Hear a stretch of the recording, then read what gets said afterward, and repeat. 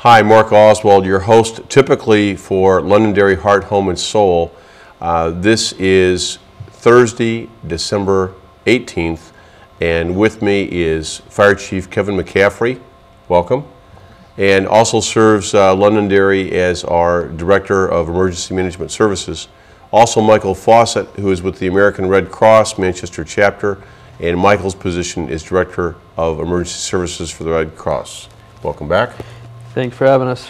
We have been 1 week now into the now known infamous ice storm of 2008, which struck Londonderry in southern New Hampshire a week ago today. And I thought it was imperative to have both Chief MacCaffrie and Mr. Fawcett here to bring you, our residents, up to date on what's occurred. So Chief, we'll start with you first.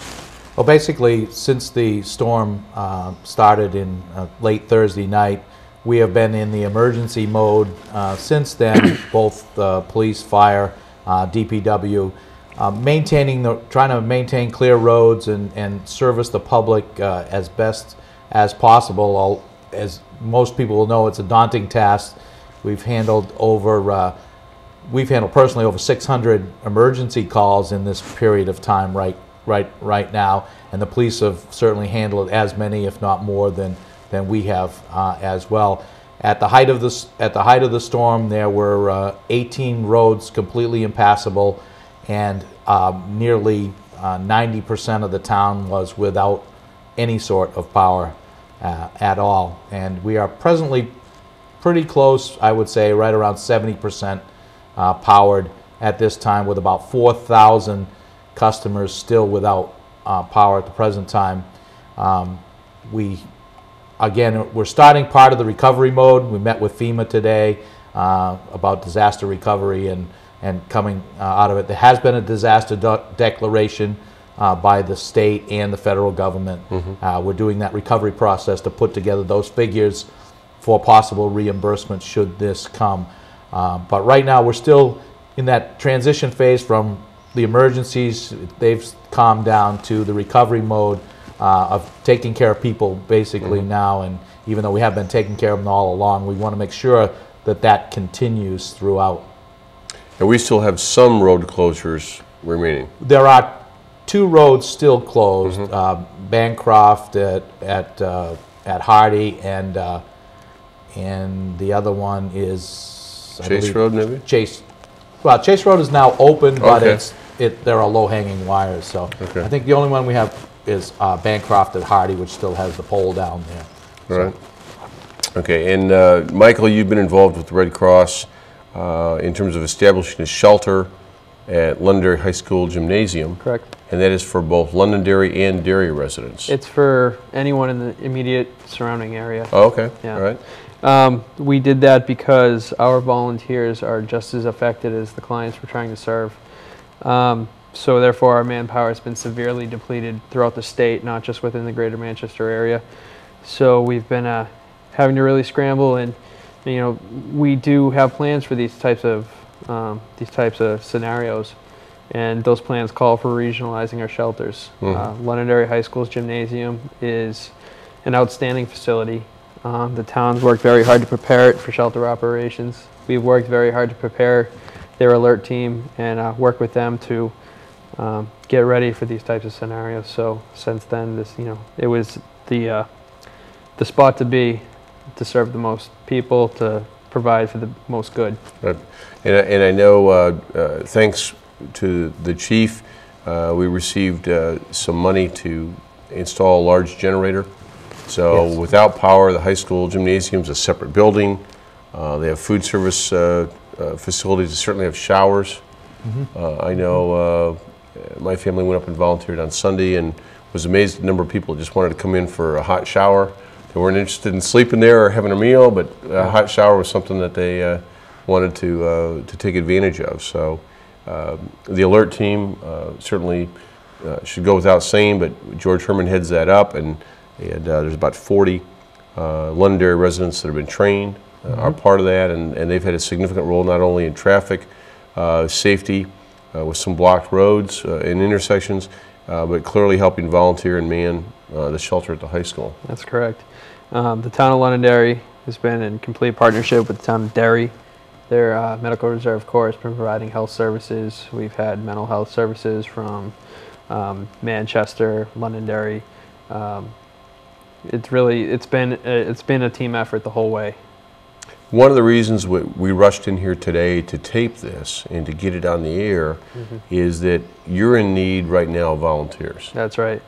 Our manpower is severely depleted because our own volunteers are home taking care of their own things. Many of our volunteers are staying in the shelter 24 hours a day, working their shift and then sleeping. So that's how we've been operating. We have called up support from surrounding states, as far away as Pennsylvania. But those people have to go home too. The holidays are coming.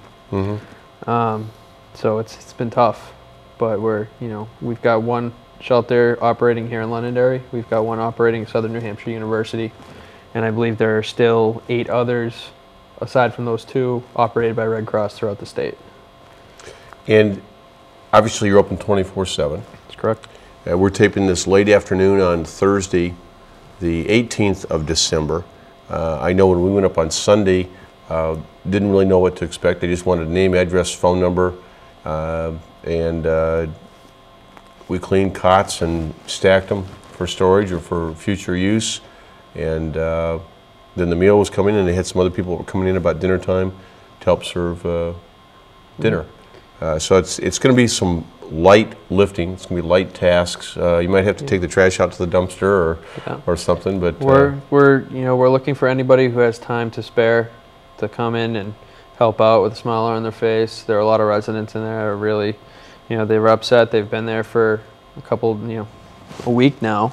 And so the anxiety level is up, but all it really takes is a smile and comforting words. And we are fully prepared to provide shelter operations training to volunteers who are coming in before they get out on the floor and start working, so that they know what they're getting into, because we want them to be well prepared. We have volunteers on standby who are her instructors, and we can do that training right at the...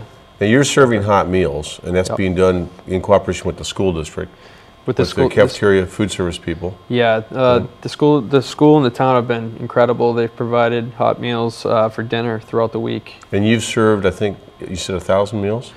Yeah, a little bit over 1,000. Yep. Yeah. And we're in the hundreds of people. I think our last count at its highest population was about 186. 186 was the highest we've had. Yeah. Okay. Well, I want to go back to the chief for just a minute.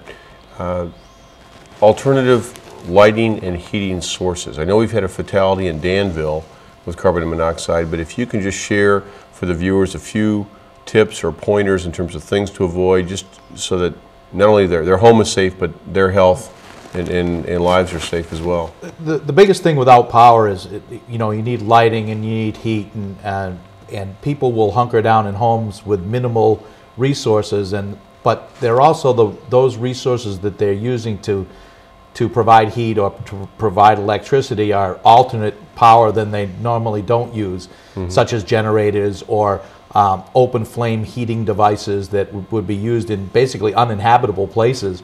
And they're using them to do it in habitable places. And the biggest trouble we've had is with generators and the carbon monoxide that they put on. It's a motor. It produces carbon monoxide. It's colorless, odorless, tasteless, and can go anywhere that air can go.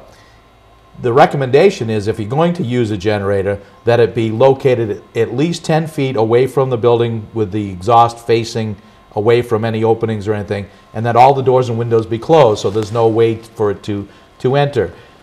The problem we're having is that they think that in a garage with the door open is the same thing, and it's not.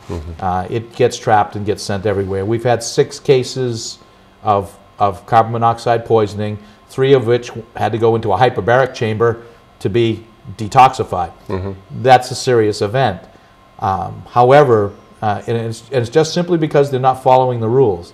I mean, they were designed to be outside to produce temporary power, not to run houses full tilt.